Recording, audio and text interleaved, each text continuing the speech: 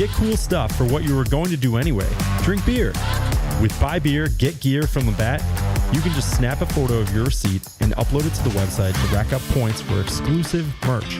Get points for every purchase, whether you're grabbing a pint on draft, a case for a party, or a tall boy at the stadium. Any size, any product, anywhere you buy Labatt. Buy beer, get gear. Sign up now at rewards.labattusa.com. PN Radio. Hey, Dabo Sweeney, congrats. I got you in, baby. This is entertainment. People pay to watch this. Pass to a cutting Hiltz. He darts in. Oh! People actually subscribe. All across central New York. Time expired! Syracuse has done it! It's Drive Time with your host, Tim Leonard. Hey, guess what? I'm getting wide. Hey! We welcome you into Drive Time. A new week of Drive Time off a positive Syracuse sports weekend. 3 big wins for the Orange over the weekend. 2 big wins yesterday. Men's lacrosse starts the season, gets a 13-6 victory over 17th-ranked Boston University. Check there. That's a positive. You can nitpick a little bit. There were some sloppy turnovers, 10-man ride clearing, not great from the Orange. But the men's lacrosse team got a win, and lacrosse season is back. That's a positive. And they're going to be really good this year and going to play a lot of really good teams as well, and it should be fun to track them. Women's basketball yesterday, nice win on the road against Miami. Got a little hairy down the stretch, but they led wire to wire, never trailed. They're 4-1 on the road. They're 18-4 overall. They're getting some votes today in the AP Top 25 poll. 5 votes to be exact. They're creeping up the bracketology. They are solidly a tournament team right now. That's a positive. And then the men's basketball team, the one that we have been most worried about. Were they ever going to produce a positive for us again? They did. Now, some of you still had concerns. You still had negatives to bring up even after the win, and we can suss out all of that today. And it's nothing to get too excited about, of course. The state of the program is still not great, and them beating Notre Dame should not be celebrated necessarily. But, gosh, the guys needed a win. They just needed something for morale, and now they go into a road tilt, big Monday against UNC, national TV game. 7 p.m. tonight against the Tar Heels, a team that is fringe being ranked and has been in that conversation throughout the year. And we'll see if that game against Notre Dame was just simply Notre Dame stinks and that's all it was, or was it that the Orange actually found a little something and they're going to get back to playing the right way, get back to playing with a little bit more of an identity. Was the change of Sadiq White in the starting lineup something that Adrian Autry is going to go to again? That was the big discussion on Orange Nation today. Stephen Pauly arguing throughout the day on whether that was more to the story on Donnie Freeman than we were told or not. Not necessarily Steve advocating that there was more to the story, but just saying we don't know 100% for sure that there isn't more to the story there. And Pauly saying there isn't more to the story. And I usually don't want to agree with Pauly, but I kind of did this morning.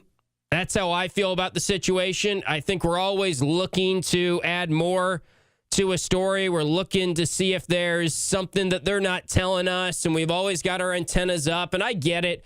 On the surface, it's puzzling when the best player on the team and the most likely NBA prospect on the team does not start.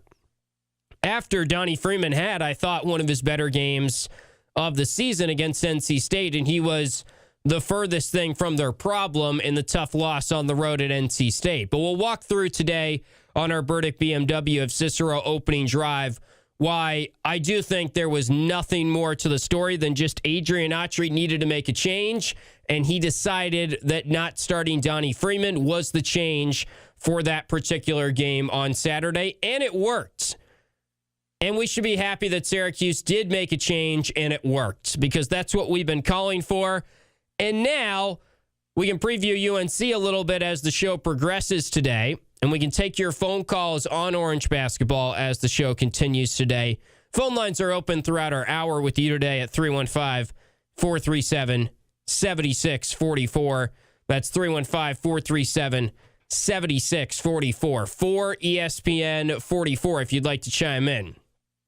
I don't necessarily think Donnie Freeman is going to begin the game tonight on the bench. I would imagine he goes back to his starting role, but that's something that will be interesting to monitor. And maybe some of you didn't understand why Donnie wasn't in the starting lineup, and now you want Red to stick with that.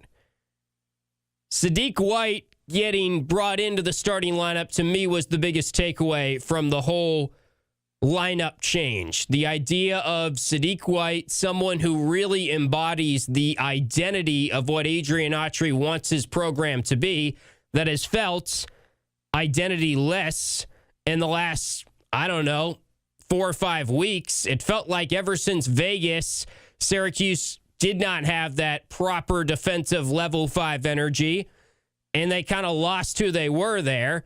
There was a stretch, obviously, early on in ACC play when they played some bad competition, and it felt like they were getting back into a groove, and that's when we were very complimentary that Donnie Freeman, oh man, how much did they miss him, and getting Donnie back was so big.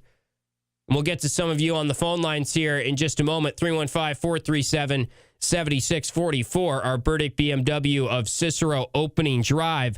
But to just state it out there plainly for the record, I do not think there's anything we should be worried about with Donnie Freeman in terms of an injury. This was just Adrian Autry knowing that he needed to make a change and making a change to the starting lineup and trying to bring in a guy that really embodies what he wants his program to be. Sadiq White is someone that in the few practices I've gotten a chance to go to, comes across as someone that is beyond his years. He is vocal. He's energetic. He's a leader as a freshman, it feels like at times on this team. And maybe the average fan that goes to the games and hasn't seen him quite produce in games doesn't have a great appreciation for that. But I think inserting Sadiq White in the starting lineup, knowing that Notre Dame could spread you out, knowing that Notre Dame could shoot, knowing that Sadiq White is a great defender, was a nice wrinkle and a nice adjustment to start the game. And I think that's all it was from Adrian Autry in that game against Notre Dame. And let's give him some credit for once. Obviously, he doesn't deserve a ton of credit for the overall season to date. And obviously, there's a lot of things that we could poke at, and we've done that. But I don't understand why now some of you are very upset that the win happened and Donnie wasn't in the starting lineup. The phone lines are already ringing off the hook, so let's just jump right into it. Let's start with Kevin in Pompey. He is first up on our Burdick BMW of Cicero opening drive. Hey, Kevin. Hey, Tim. How you doing today? Doing well. How are you? I'm pretty good. First of all, I'm not upset about the win. Glad to see when we needed it. Good to hear that. Couple of thoughts. I want to go back to the Miami game. When they brought Donaldson off the bench. I wonder if Red didn't see that and think, maybe they're bringing that guy in. He's going to be there at the end. Let Sadiq go out and work a little bit. And if he gets a couple fouls, it's no big deal because we'll bring Donnie in to clean up. And, Donnie will be able to play right at the end. And people have been wondering about our second half performance, and so maybe he's trying to keep Donnie a little fresher for the second half. I think that's a good point, especially considering where they are at in the schedule here. This is going to be their second game in 3 days, so it worked out well that Donnie was a little bit more rested for the second half when it really mattered against Notre Dame. He played 15 minutes of his 22 minutes in the second half Saturday, and now hopefully he's a little bit more energized for this very important game tonight against UNC. I'm hoping so too. And quite frankly, at this point, we all know that it's going to be a rough road to make it. But let's not beat them up when they do get the wins. They are our team, and let's celebrate every win we get, regardless of how it looks or how they did it. And let's give Red a little credit. He did something, and something changed. He's trying. It might not all be in his control. Who knows? Yeah, good points, Kevin. I agree. Good way to start us off on the show today, Kevin and Pompey. It's hard to give Red credit right now. I understand that. But look, we were all advocating for a change. I would not have guessed that Donnie Freeman would have been the change to the starting lineup. But if you walk through it, I think Red understood that Donnie is mature enough and Donnie is the best player on the team. And if you went to him and you talked it out with him, he would be someone that would buy into that idea.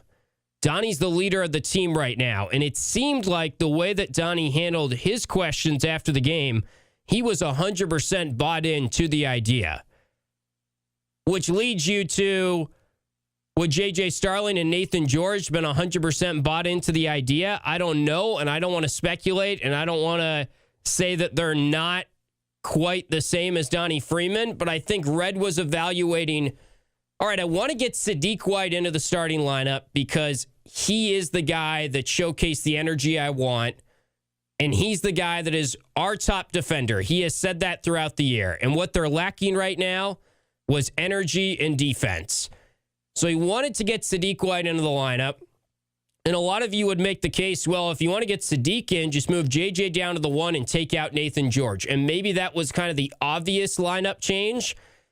But I think he is balancing, we need Nathan George to play better for this team to reach its potential. And if you put Nathan George on the bench, is that going to inspire him to play better, or is that going to inspire him to just be down in the dumps more than what he is already? And Nathan George did play well in the last game, and I've been critical of him, so let's give him his flowers a little bit for how he played in the last game. Let's keep the phone calls coming. Let's go next to, I believe this is Chris in Syracuse next on the line. Hey, Chris. How's it going, Tim? I watched newest game this year. Kind of remind me of Syracuse. They had offense.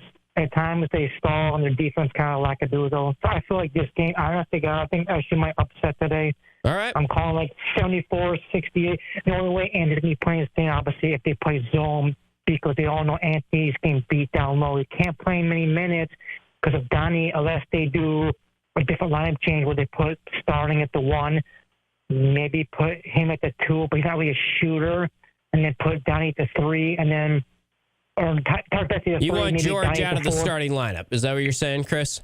Well, I'm saying in order to get Anthony more minutes, you have to do. Okay. Put Starling at the 1, 2. I'll probably put maybe Anthony. I guess I could say that. Put Bessie at the 3, and then Donnie Freeman at the 4, and then 5. Kyle. I don't know. I feel like this game is a trap game because they're playing Duke anyways. I feel they're over trap game. I think Gotcha. Trap game. Yeah. I think that they're.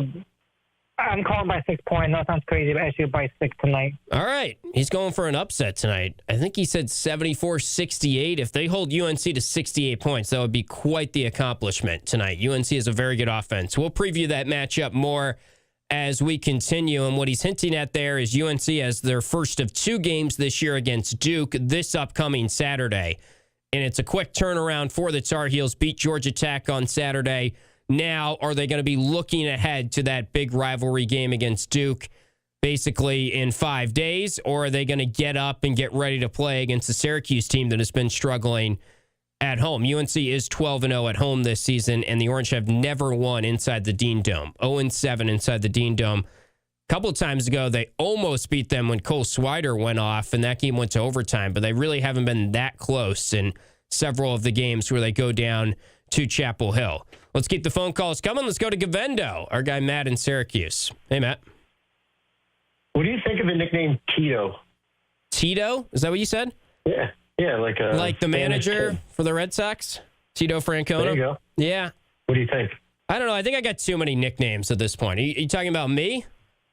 Yeah, Tito, Tim. I can't even keep up with all these nicknames, Matt. I got TL. Someone calls me LT. I don't know. The chat's got a different nickname for me every day. So I think we need to shrink the nicknames. We can't have more than 3 or 4 for it to be overload at that point. Here's my thought. Okay. I smell an upset brewing. You're gonna. I don't know if it's tonight. All right. But I think at some point there's going to be an upset. Now, I think the goal was to try to get Donnie to believe in the system that we were playing with in Vegas and against Tennessee, And then he came back, and it was like the Donnie show right away. Like he had a first half, did not so well. Second half, he did really well, but it was all Donnie, right? So we don't want to play like that. But also, you can't say it's about not preserving him a little bit either, because I saw him take a wrap off his leg before he went into the game. Oh, or whatever. I don't think whatever that means. Yeah. Whatever that means. I don't think he's injured. That's all I'm saying. No. Yeah. But they're also, none of them are 100%. Right. I mean, JJ just got punched in the face the other night. You know what I mean? So, it is what it is at this point. But I do smell an upset brewing. I do like our chances if Donnie can buy into the defensive team that we were running before, and we can upset their shooters and then even mix in a little bit of zone. But the key is they're going to have to share the basketball. Every single one of them could score 12 to 15 points, and I'm okay with that. What are your thoughts? I agree. I mean, 21 assists and 6 turnovers in the last game. If they do that, obviously, they're going to be very hard to beat. It's easier to do that against Notre Dame than maybe UNC. The good news is UNC is not a team that forces a lot of turnovers, which has obviously been the Orange at times this year. We're due for Nathan George and J.J. Starling to look good and look like a legitimate starting backcourt in the ACC against a top-tier ACC team. They need that desperately. As much as we are talking about Donnie and Kyan Anthony and his minutes, if they don't get George to play better and Starling to play better, they're probably not going to upset anyone in ACC play the rest of the way. We obviously need George. He's a no-brainer. But I'm thinking more of now we saw what Kings can do. Let him rock. Let him ride the hot hand with him. Mix in Donnie. Mix in those little alley-oops. I mean, we can't be doing the stand around the three-point line. That's not going to win us a ball game. Right. Yeah, and UNC has been vulnerable to giving up the three. So all good points there from Gavendo in Syracuse. We'll hit a break here. That was our Burdick BMW of Cicero opening drive. We can get some more of your thoughts on the phone lines, and I'll dive more into this matchup and some of the numbers on UNC and what Syracuse has to do well tonight if they want to go down to Chapel Hill and pull off the upset. We'll also talk some about the men's lacrosse team and the women's basketball team as we continue this evening on Drive Time. 315-437-7644. That's the phone number to call. If you want to talk about how Red should have made a lineup change, should get Donnie back in the starting lineup, how there's more to the story than I'm giving it credit, all that is on the table here. Anything on your mind, Orange basketball or otherwise, for ESPN 44. Back with more Drive Time.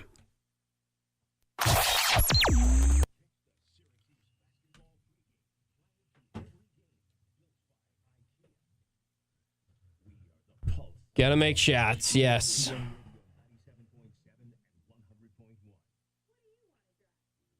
I do see what Red meant by the matchup against Notre Dame, too.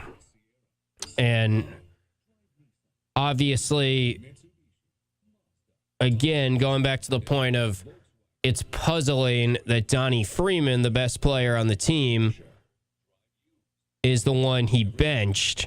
And I don't even know I don't really think, I see now this narrative forming that Donnie hasn't been hustling and Donnie, the ball is sticking with him and he's been bad.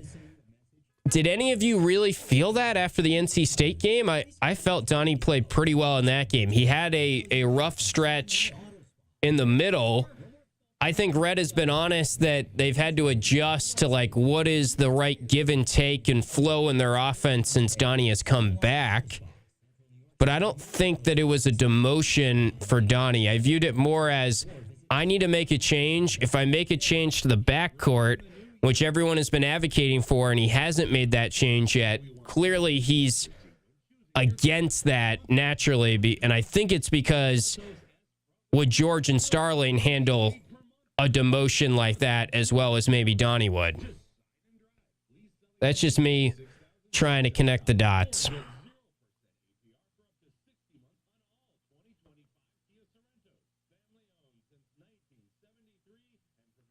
Gumby, that's my new nickname.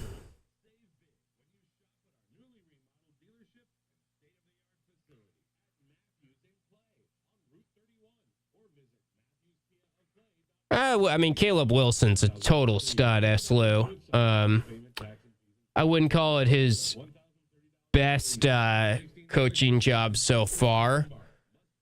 I think their defense, I mean, they spent like $10 million on their roster, and they're a fringe top 25 team. They should probably be a little better. Their defense has been head-scratchingly bad at times for that level, for UNC. So I know a lot of UNC fans. I interact with them a lot, and they're all pretty down on what he's getting out of this roster. Happy Monday, San Diego Cuse. Happy game day.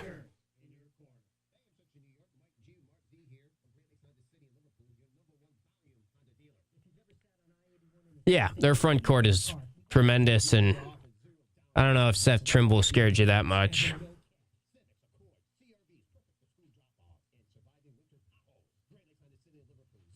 I would say this. I think Donnie is kind of a let the game come to him type of guy, and Sadiq White is like, I'm going to go establish energy off the rip. I think that contributed to it. I think Sadiq White is a tone setter, and they needed a tone setter. Do you need a tone setter as much against UNC when it's a nationally televised game on Big Monday coming off a win?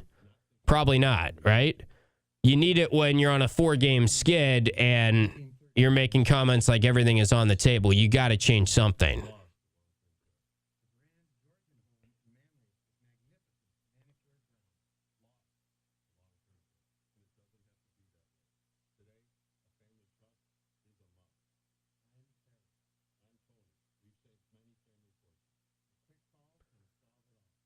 I don't know if I think George was also just overvalued. I think George had never played for a program of this stature. And, I mean, Mike Waters was talking about how he just seems so down in the dumps after every game. I think playing for this level of prestigious program and this type of fan base is kind of wearing on him, maybe. That'd be my take on it.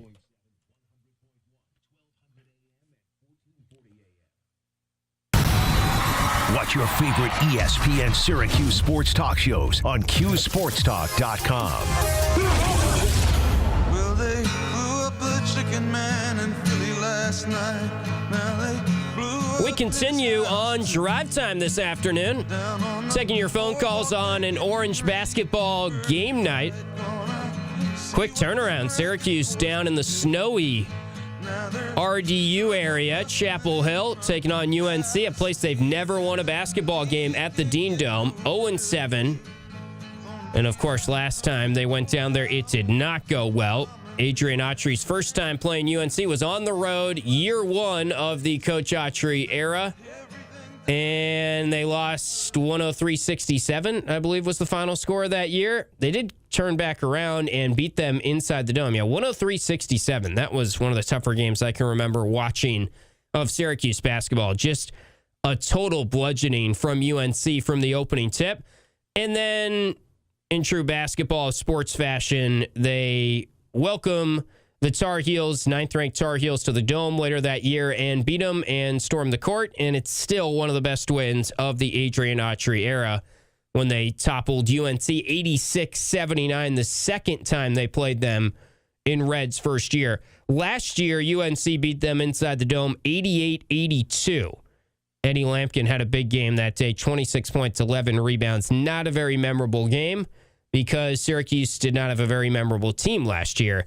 This is the first of two meetings against UNC. They'll be inside the Dome for arguably the biggest remaining home game for Syracuse basketball the rest of the season. We're taking your phone calls if you have thoughts on Coach Autry and the lineup shakeup that happened and what to make of Donnie Freeman not being in the starting five after the game against Notre Dame. Is he going to be put back into the starting lineup? If you missed it, Coach Autry's post-game press conference comments, he basically said it was all game plan and strategy. He talked to Donnie. Donnie was bought in on the idea of it. And to paraphrase, he said, I don't necessarily know if I'm going to do it next game or not. He made it seem like it was a matchup-dependent thing against Notre Dame.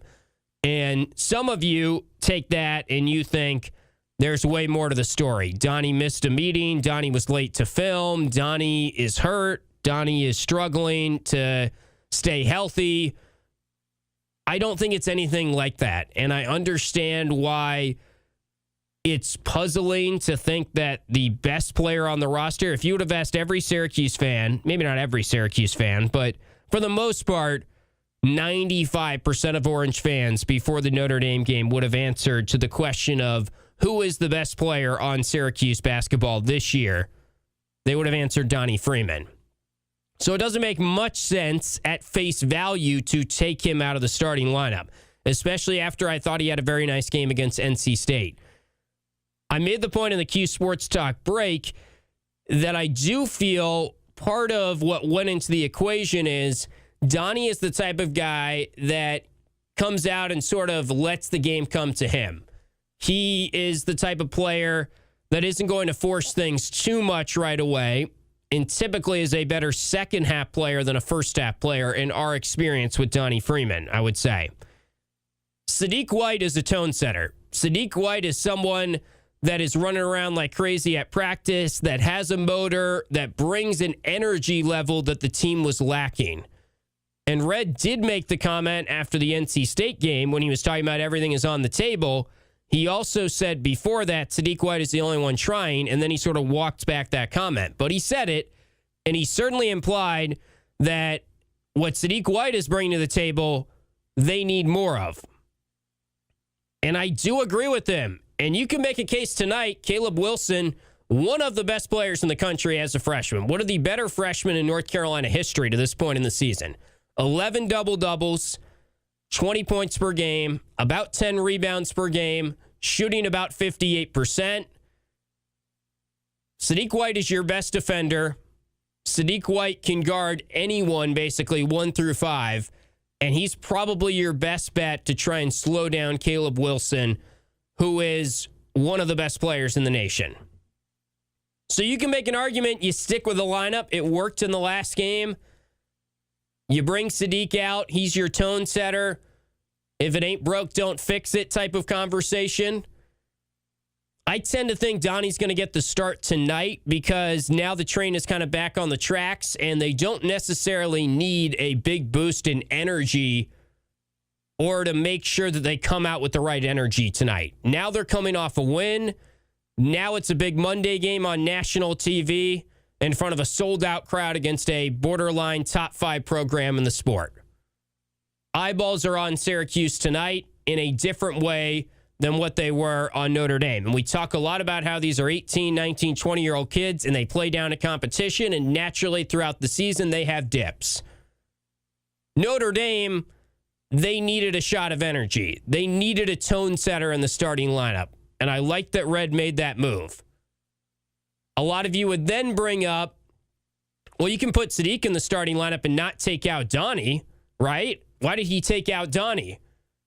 That's a different conversation, and my guess on that is if you remove Nathan George or J.J. Starling from the starting lineup, how would they take it compared to Donnie Freeman? Donnie Freeman is the type of player that seemed to handle it very well. In the postgame chat with the media, he was saying that he was all in. He almost sort of implied that he kind of brought up the idea. I think they all knew they needed to change something, and it felt like Red couldn't quite hit the button on changing Nathan George in particular. That's the one that we've been asking him to press, and he doesn't seem to want to press that. So he said, all right, we got to press something here. And I like what Sadiq White brought, and I like that he's the guy that will bring the right energy, and it worked. Back to your phone calls here. Let's go to Mark in Manhattan, who is next on the show. 315-437-7644 if you want to chime in on drive time. What's up, Mark?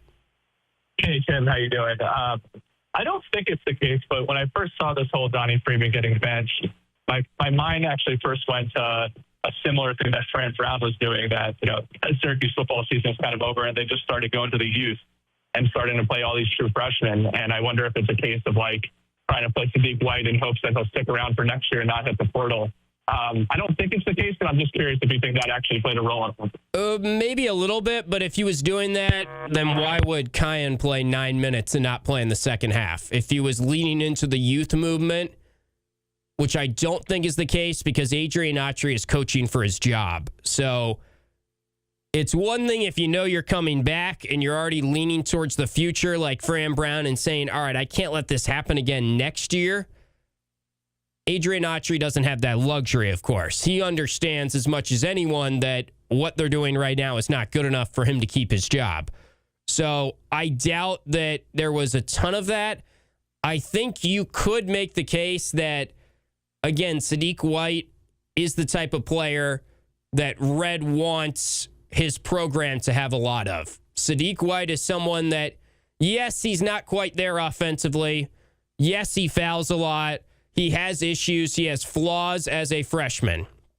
But I have not been to a practice in a while, but early on in the season, he blew me away in terms of his motor and energy, his leadership, how much he was communicating in practice. He blew away Seth Greenberg, too, who we had on the show. And that was kind of the storyline coming out of the preseason. 315-437-7644. And we can get to more of your thoughts on the phone lines. I see we got someone else calling in right now. 4 ESPN 44, if you'd like to jump on the show. I think that Red was trying to tap into what was working for them when this team was at its best. And how do I establish that right energy and intensity defensively?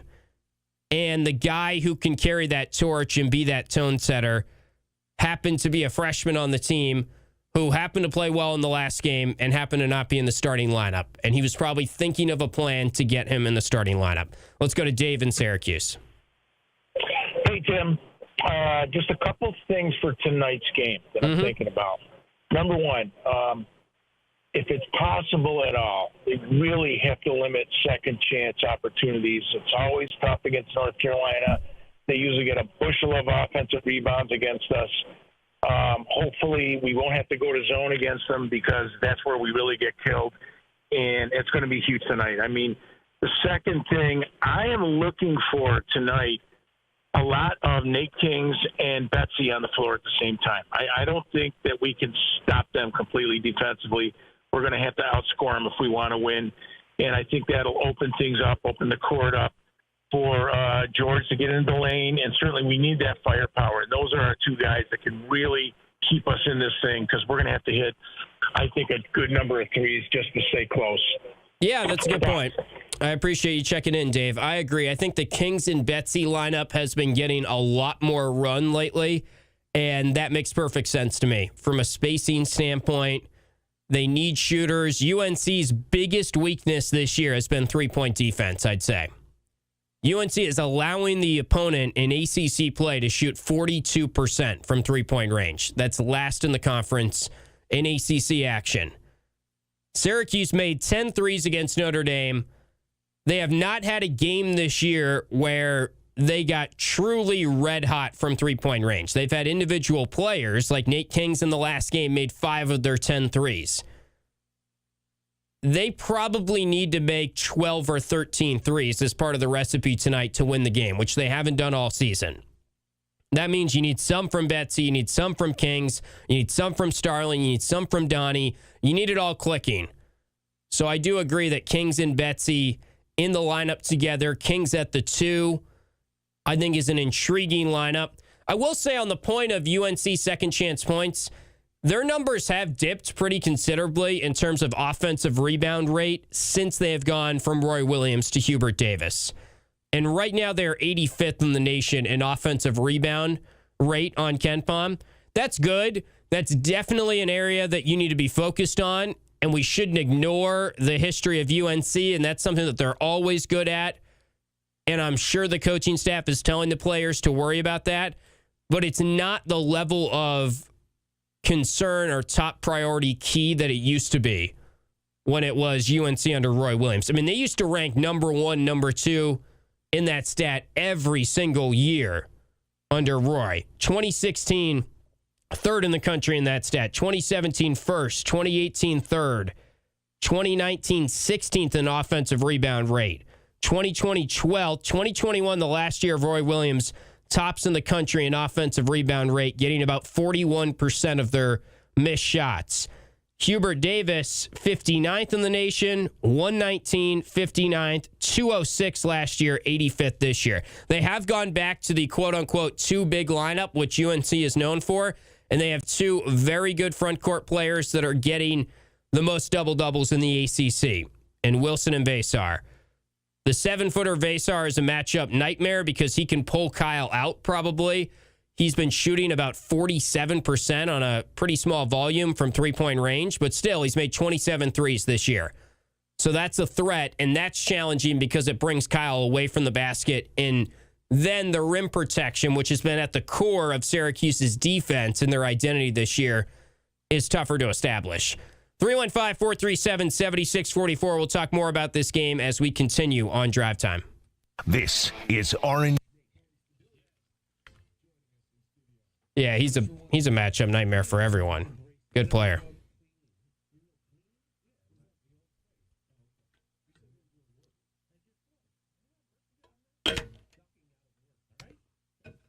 I think they'll play well tonight. I don't know if I'm picking an upset, but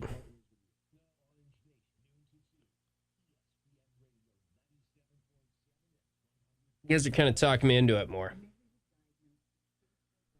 Well, isn't that what they call it? Big Monday still? I know it doesn't carry the same weight, Dave, in the YouTube chat, but my point is you don't typically play on Monday nights. When you do play on Monday nights, it's on ESPN. It's a bigger spotlight.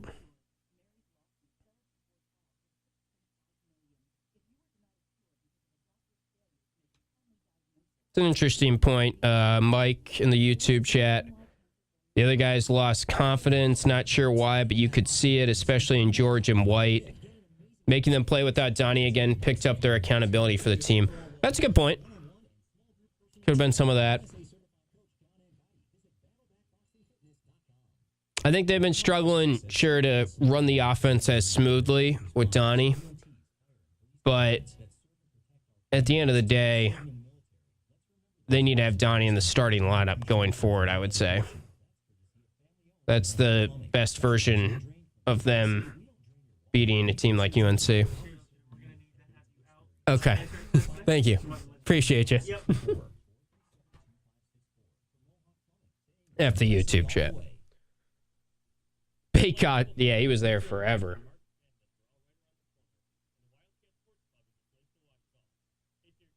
Bowling ball. Funny line.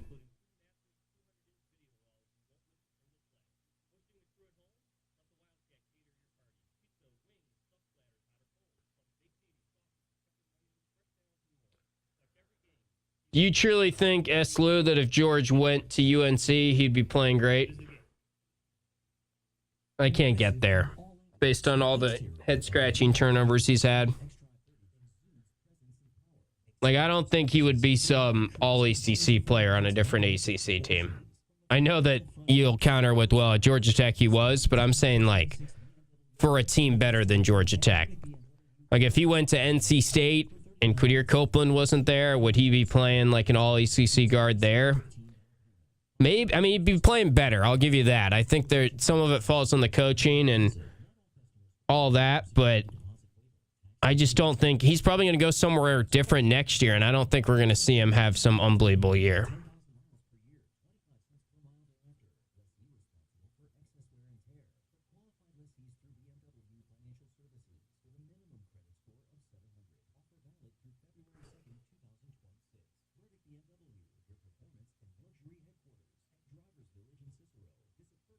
Nothing's wrong with the YouTube chat. We're just joking.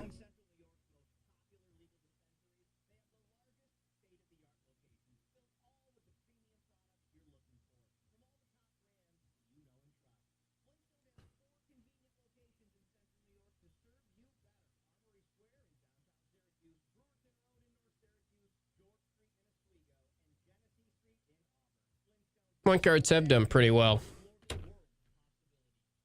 We'll see. They got to get him playing better.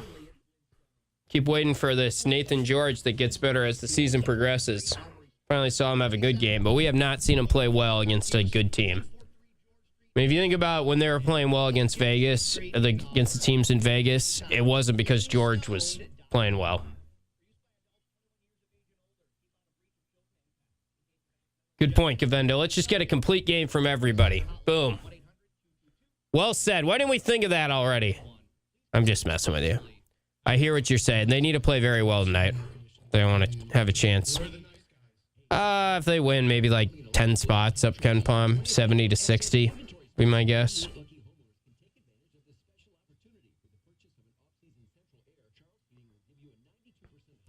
I mean, Georgia Tech was all right with him, but my point is, like, he kind of had the keys at Georgia Tech. Would he have the keys at a top-tier ACC team? Tito. Just messing with you. Talk.com and ESPN Radio Syracuse.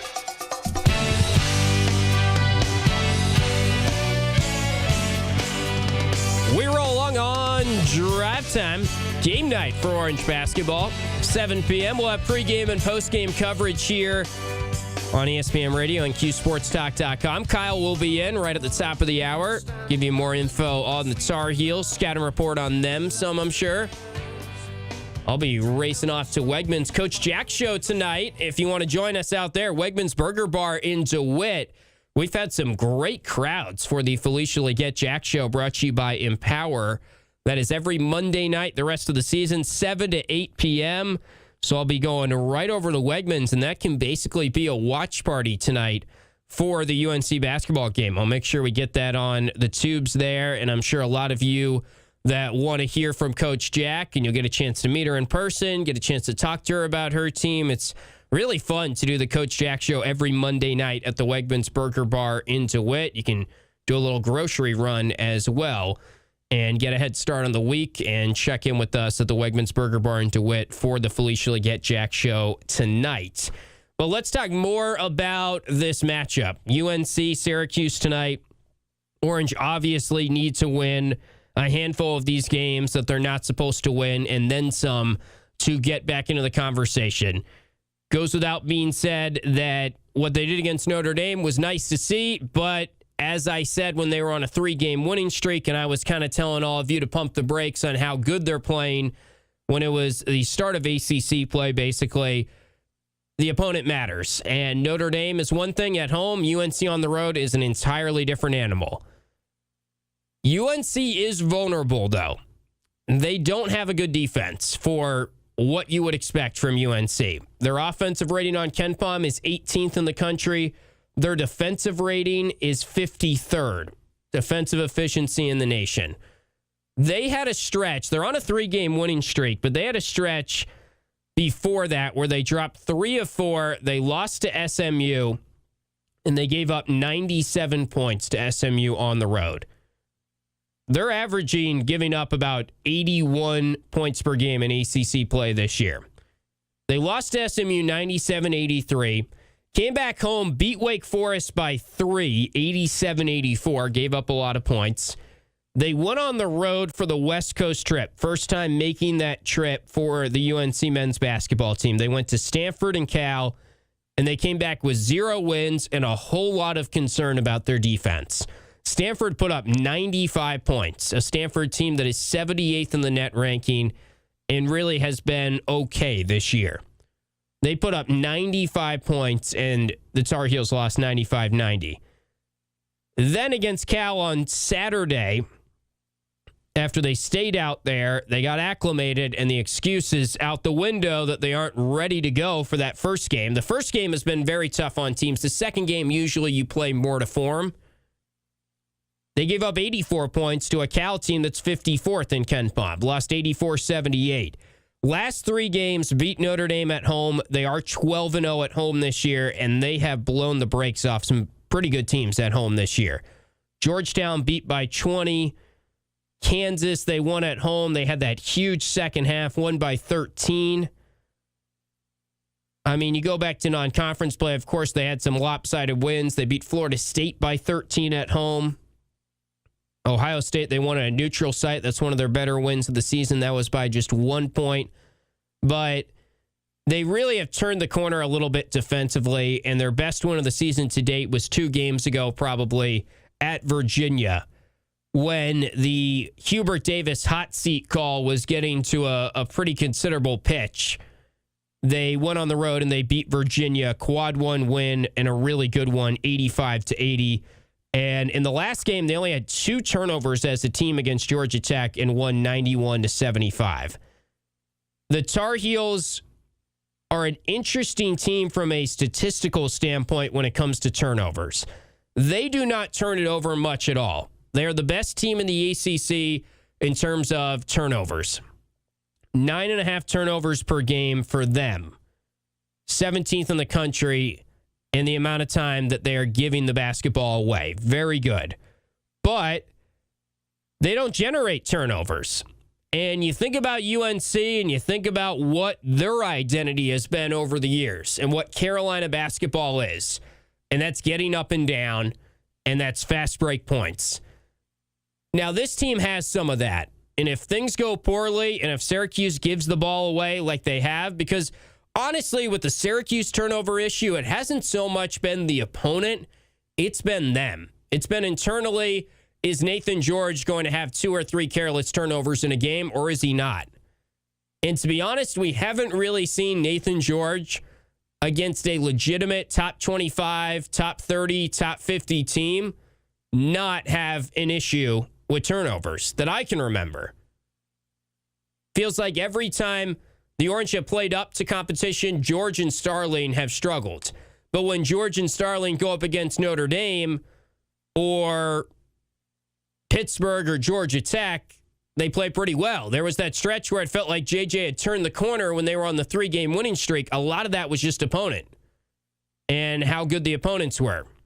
So the UNC conversation, I don't know how much UNC not turning over the opposition is going to apply tonight, but I'm just stating it as a fact that the Tar Heels are one of the worst teams in the country at forcing turnovers. 338th in the nation in turnovers forced per game. There's about 360 teams in Division I. So typically there's not a lot of turnovers in a UNC basketball game. They also set a school record with 2 turnovers in a game this year, like Syracuse did against Kansas when they only had 2 turnovers. Hard to remember that. The Orange only had 6 turnovers in the last game. UNC did that in their last game against Georgia Tech. They had 2 turnovers. Both of them came in the first half. That was it. They played a flawless game, basically, from a turnover perspective. UNC's defense, I mentioned, not great in terms of guarding the 3. Overall this year, teams are shooting 34% from three-point range against them, 16th in the ACC. But when you just take into account ACC play, teams are shooting 42% from 3 against UNC. That's last in the conference in league action. They only get 6 steals per game, 272nd in the country, 16th in the ACC. They're giving up 81.3 points per game in ACC play. But they have been a much better team at home than they have been on the road. All those numbers lead me to think Syracuse needs to make threes tonight. Nate Kings needs to have a good game tonight. Tyler Betsy needs to be in the conversation. If they are going to upset UNC, the recipe is get off to the right start, establish that you are able to hang with them like you did against some of the teams in Vegas, and make some shots. Make some perimeter shots, because that has been the team's biggest issue against legitimate defenses this year. Not getting enough good looks and not making enough threes. Syracuse was 10 for 25 from 3 in their last game. That is a great percentage. That happened against Notre Dame. Can they make double-digit threes against UNC? I think they can, because UNC, while they are a much better team than Notre Dame, is not any better three-point defense-wise. That has been their troublesome area. Syracuse has to expose that tonight. We'll hit our final break. We can get to one more phone call before we wrap things up on the other side. 315-437-7644. Back with more Drive Time. Be sure to tune in.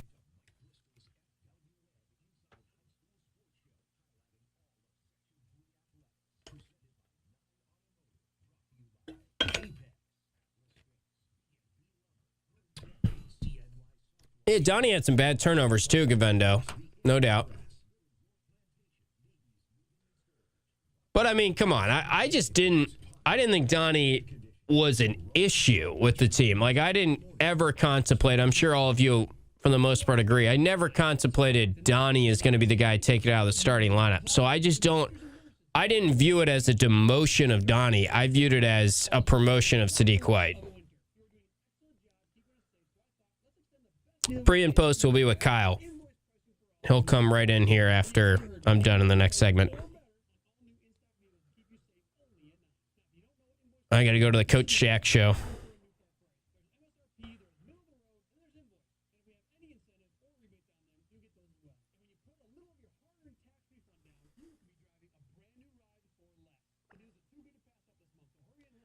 Bowling ball, on the point of you think our fan base is nuts, what'd you say? Let me read it. I have not really talked any lacrosse yet because we kind of got sidetracked. I talked some of it on Orange Nation today.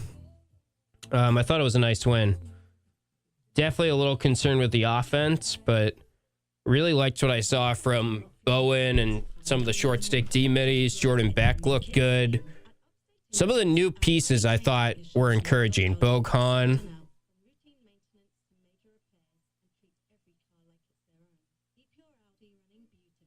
You were talking about like UNC's fan base. You think our fan base is nuts? NC wants their coach fired even when ranked.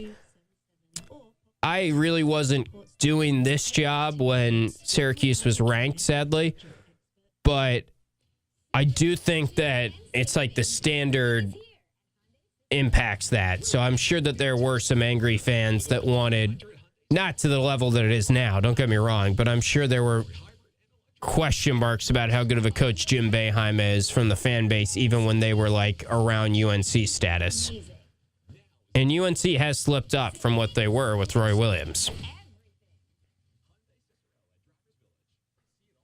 Sam can't do a lot of the games because of her other job, so she can do away games that are on weekend days, I think, and that's pretty much it. I mean, she's got to work weeknights.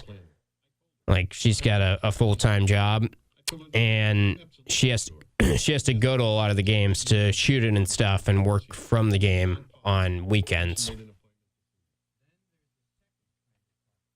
I don't think I have any Neil Young in here. I should add some.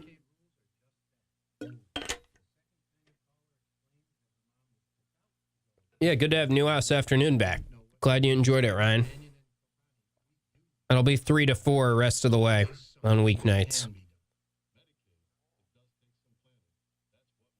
Yeah, the clearing was not great. 10-man ride seems to be their bugaboo every year. They're going to see 10-man against St. Joe's next game. We'll talk some lacrosse as the week continues. I promise, bowling ball. Maybe try and get a lacrosse guest on, too.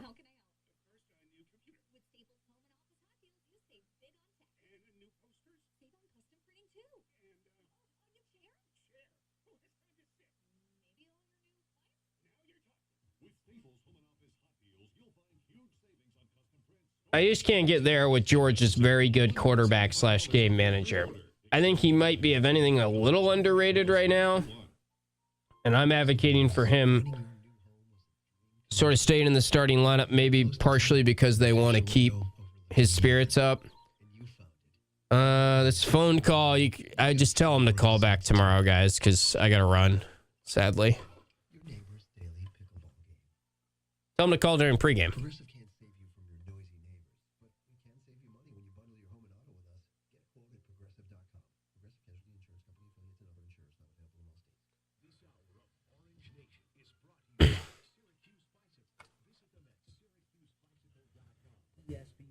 I did say I could take one more phone call. I'm a bad person.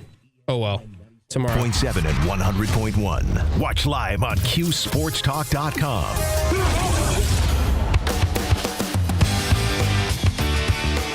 Upbeat song to end the show on Drive Time. Orange basketball tonight, 7 p.m. Shout out, by the way, to the men's lacrosse team, women's basketball teams. They got some nice wins yesterday. I'll be off to the Felicia Leggett Jack show at the Wegmans Burger Bar in DeWitt. Hope you can join us. 7 p.m. start time for that one. That will be on this very station. You can listen to it as you're watching the Cuse game. You can come out and join us. It'll be basically a watch party with our Orange fans out there at the Wegmans Burger Bar in DeWitt. We'll have the men's basketball game on, and we'll be talking about the great play lately from the ladies team and how well that they are clicking right now. So a lot of exciting things to discuss with Coach Jack, 7 to 8 p.m. Monday nights the rest of the season going forward. And we also will have you covered men's basketball-wise for pregame and postgame. Right after this commercial break, Kyle will step in, and he will take your phone calls and preview the Syracuse-UNC game a little bit more as we count you down to the opening tip. 7 p.m. He'll get you the starting lineup when they're out and see if Donnie Freeman is in that starting lineup again for Syracuse. Cuse.com to watch as well. Good call from Ryan in the chat for the Felicia Leggett Jack Show. I'll talk to you tomorrow on Drive Time. Enjoy pregame and postgame with Kyle here on Cuse Sports Talk and ESPN Radio. This is Orange Nation. I am pretending to like rap music to be cool. I've got